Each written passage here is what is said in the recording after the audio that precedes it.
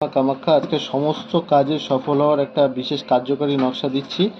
এই নকশাটি আপনারা কিন্তু হচ্ছে রবিবার, হ্যাঁ, রবিবার শুভ সময়ে সকালবেলা সুপ্রভাতে আপনারা কিন্তু এটা জাফরান কালি দিয়ে আপনাদের লিখতে হবে ভোজপাতায়। এই যে নকশাটি, এটা কিন্তু খুবই কার্যকরী একটি নকশা।